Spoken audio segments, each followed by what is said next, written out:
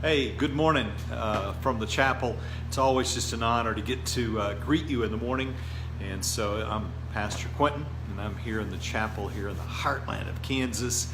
And just feel like the Lord's called me through the years to pray for people, to pray for you, and then just maybe give you an encouraging word.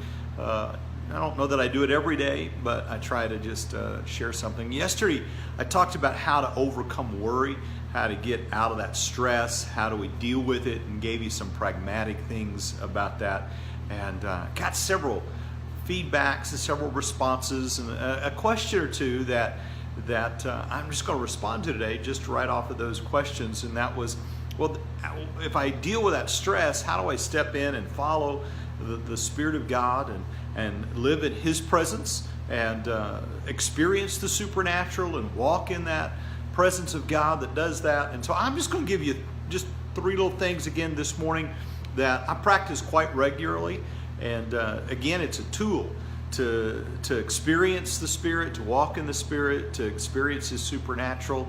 And it's just a little exercise that I've done, I don't know, just many years, probably several decades, and just three things. And number one, all this has to be done while I'm aware that I'm breathing. So I take about 3 minutes every morning, and it takes me about 3 minutes each of these little steps, and I breathe in and I breathe out. And already I can feel some people going, oh, he's going to talk about meditation. Yeah, I am, because the Bible says that if you meditate in the Lord, He'll make your ways to be prosperous and successful.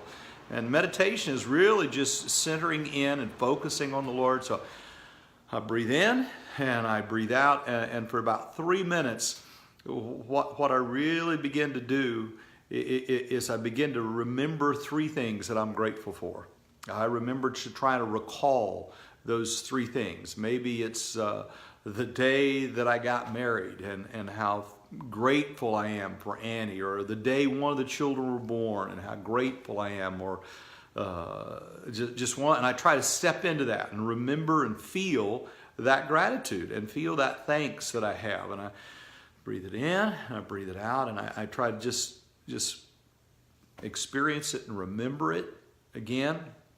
And I do a couple of those that are big, maybe a wedding, maybe moving into a new house, some great experience. And then I at least try to remember just one small thing, because if you're not careful, it's those big things that you think are, and sometimes it's just the smile of a newborn grandchild, and you just live in the experience of that little smile.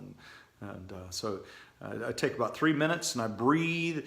I know, every time I talk about breathing, people just get real nervous. But you know, the last time you were on an airplane, they told you at the beginning of the trip that in the case there was an oxygen failure, to put your mask on first, because if you don't take care of yourself first, you're never going to be able to help anybody else. So breathe in, breathe out, remember three things that you're grateful for. Try to step into those, remember those, experience those, and draw that in. Number two, God is love. So now that I've stepped into that atmosphere of gratitude, because gratitude, it'll rewire you. It'll change your biochemistry. It'll change the way. See, gratitude is the greatest force against anger. You can't be angry and grateful at the same time. Gratitude is the greatest antidote against fear. You can't be fearful and be grateful at the same time. So this first exercise, be grateful, experience that gratefulness. It'll push fear, and it'll push anger out of your life. And then number two, you breathe in and you realize, I can experience the person of God. He is love. And to receive His love, to receive the fact that I am His beloved, that He cares for me, that He protects me, that He provides for me, that He's always with me, that nothing can separate me, not even myself, from His love. He loves me. I breathe that in and breathe that out. And as I receive love for myself, then I begin to realize that I love those around me, and I begin to push that love in the circle around me, to my wife and my children, the people I work with, the people I worship with, the community I live in. I let that love be larger than myself, and I love myself. Now I love my neighbor. And then thirdly, his love, I just send it to the world. Just send it as far as I can send it. I just send it. So I recognize his love for me. I recognize how I can push that around those who I work with and love with, and then send that out to the world. So the first couple, 3 minutes, I'm breathing in, breathing out, recognizing, realizing, remembering his great works and presence in my life in a grateful way. Number 2, I'm receiving his love now. I've remembered it. Now I'm receiving it. And the last 3 or 4 minutes, breathe in, breathe out, and I'm thinking about what it is that I want. Until a man knows what he wants, Christ said, what do you want me to do? I'm trying to think what it is I need to focus on today. There's a lot of things going on in my life, but now what are the primary things that I need? What are the priorities? What do I want? I try to let that set. I breathe it in, I breathe out. That's my prayer. It's what I'm asking for. So what do I want? So you can't accomplish anything. You can't receive anything until you know what it is you want. I want my eyes open, is what the blind man said. What do I want? What do I want? And I try to see it. Can I see it?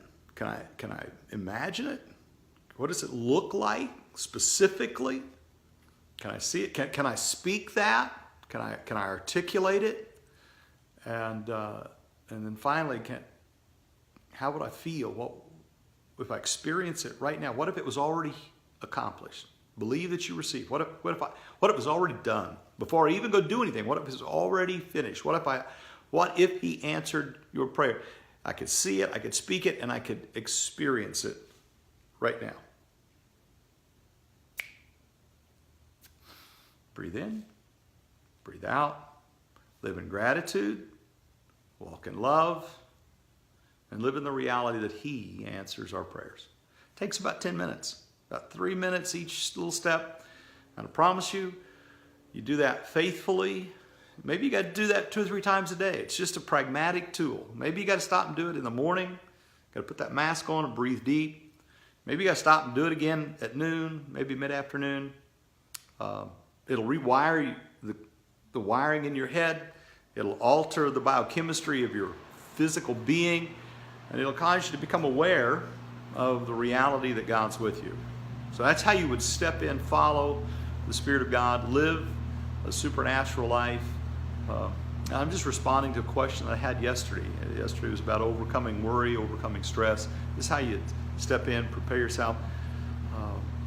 So you can get anything you want to, probably through Facebook, online, QuintinMoore.com, The Father's House.